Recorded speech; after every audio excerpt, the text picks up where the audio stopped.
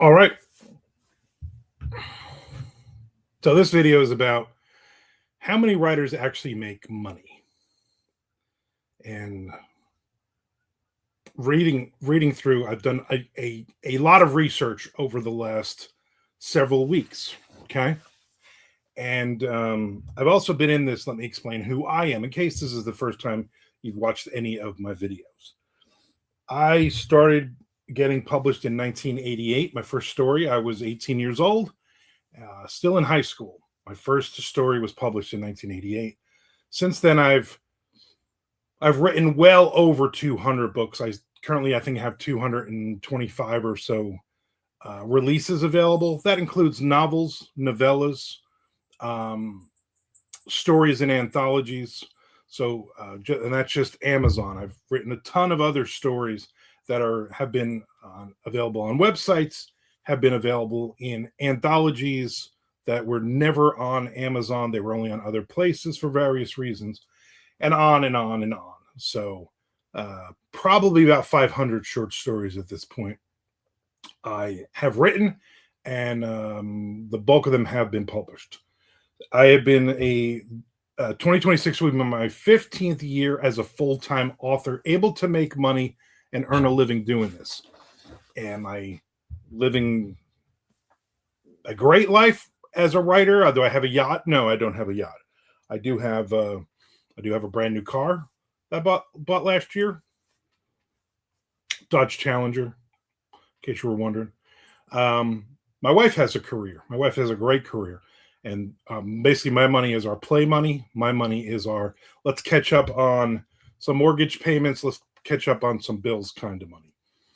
Nothing that I think if I was on my own, I would be able to live off of because, as you know, if you are a writer, it's so crazy. It's so sporadic, the money coming in. I have months where 4 and 5 royalty checks hit from various small presses, and I'm like, thousands of dollars are coming in, and then the next month I get no royalties from them. My Amazon sales are low, and all the other streams of revenue coming in, which is very important.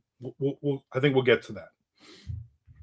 So just pulling up a few ideas here, and there's a lot of different places. I think if you just Google how many writers actually make money, ignore the AI stuff on it. It's probably wrong.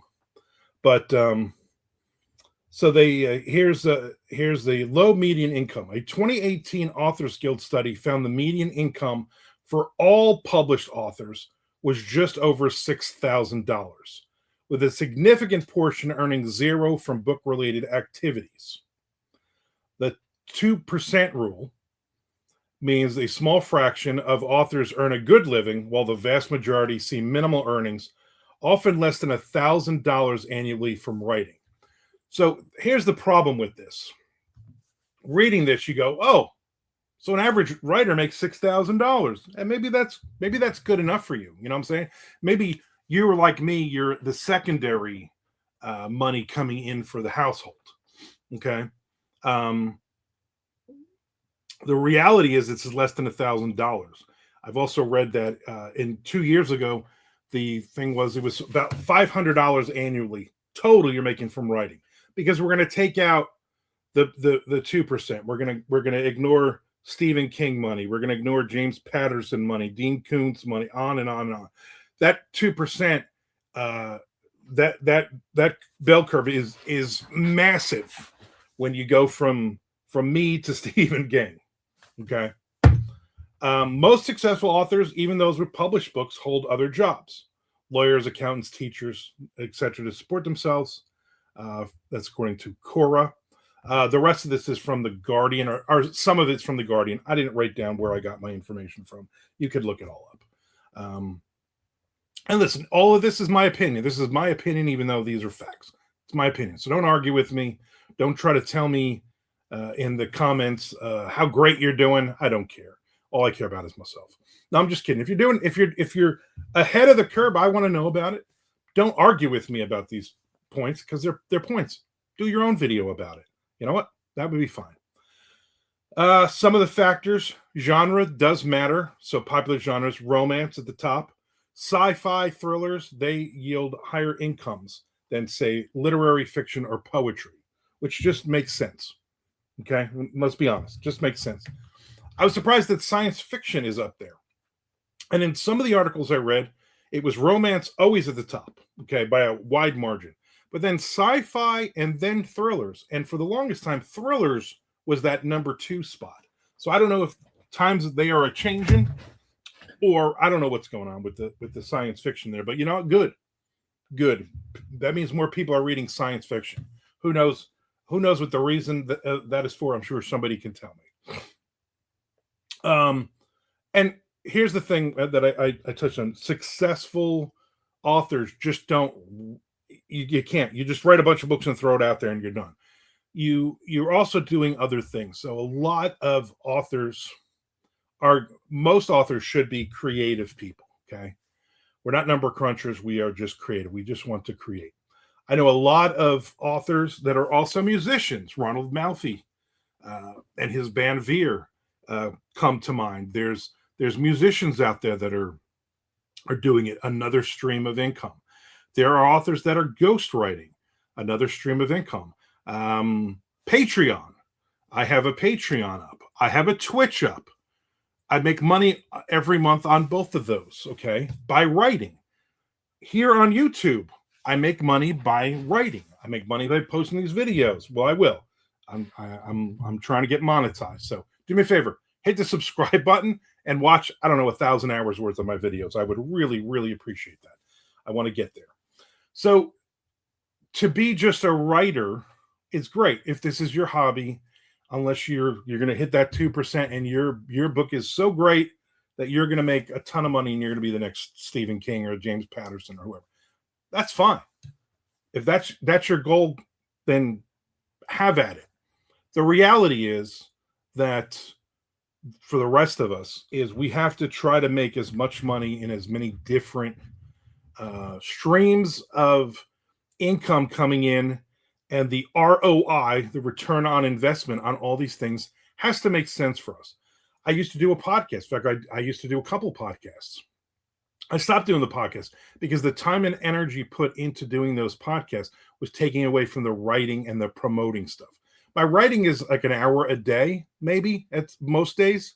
The rest of it is promotion. The rest of it is doing these videos. The rest of it is following people on YouTube, following other Twitch people, following Patreon, doing other things, interacting with readers, interacting with potential readers. There's so many other things that we need to do. On a previous video, I talked about that I'm getting out of the self-publishing game.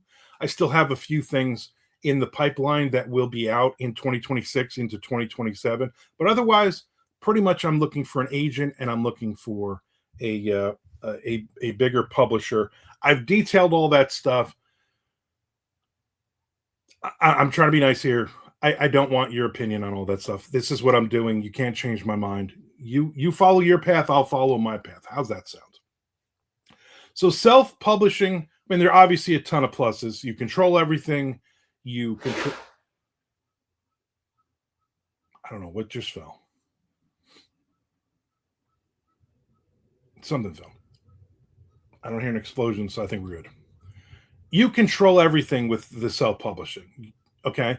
But that also means you're putting out money for coverage. You're putting out money for editing. You're putting out money for formatting. You're putting out money for the promotion. You're putting out money for all of this stuff, okay?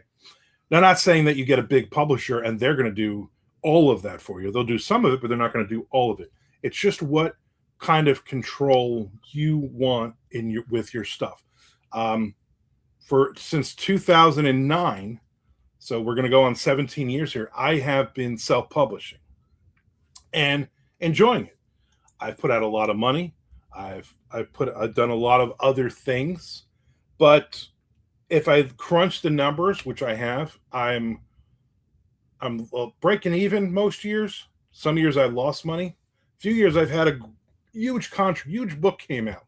Dirty Deeds, my first book in that 12-book series. Phenomenal sales. It was a Kindle press book. So I had phenomenal sales and made money.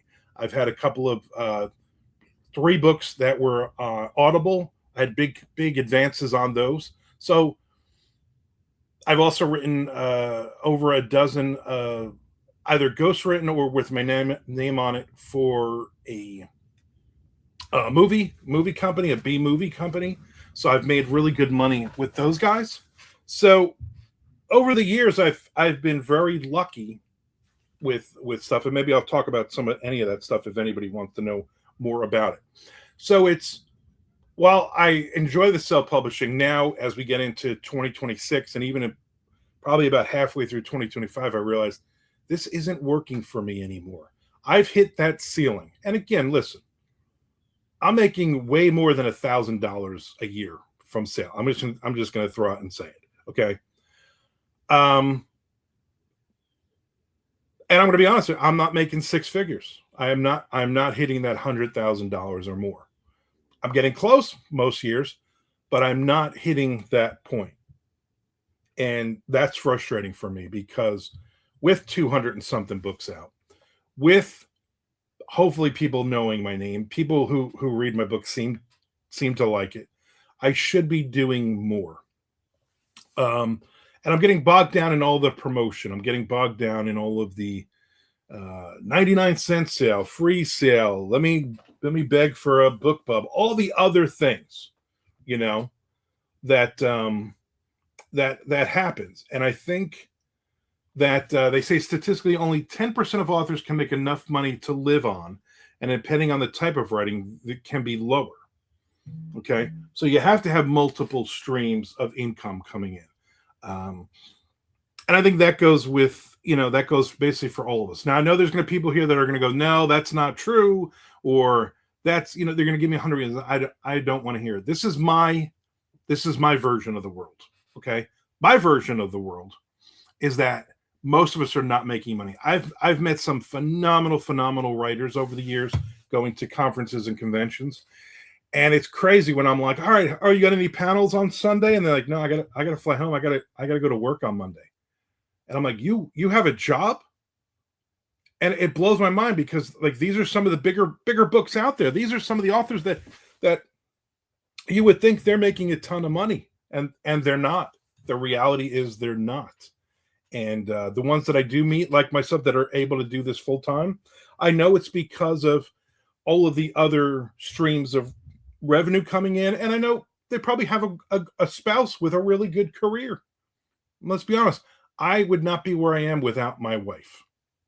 She gives me the freedom and allows me to do this full time. We've been together. This will be our 13th year together, and so I've been able to do this. When we met, I was already a full-time author, so she understands that part of it. She's frustrated a lot. I mean, let's be honest. Some months I'm like, here's $100 that I made total.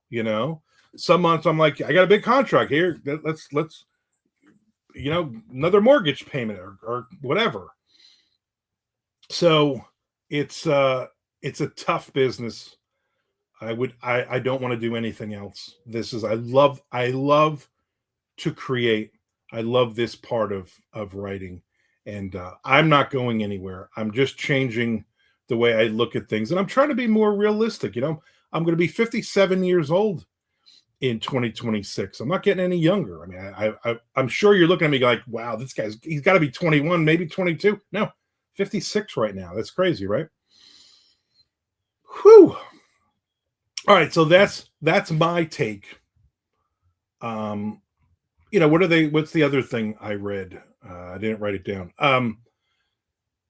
90% or 90, like something like 90, 95%, whatever, of people who say they're going to write a book don't write a book.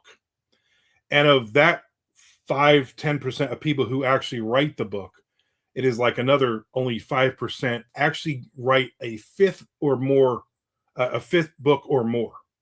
So what that looks like is not a lot of people are writing that first book, and then not a lot of people are writing a book after that. They're doing the first book, one and done.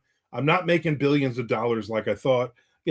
When I had my first book released in 2009, I'm like, maybe I should start looking at yachts. I mean, this money's just going to roll in.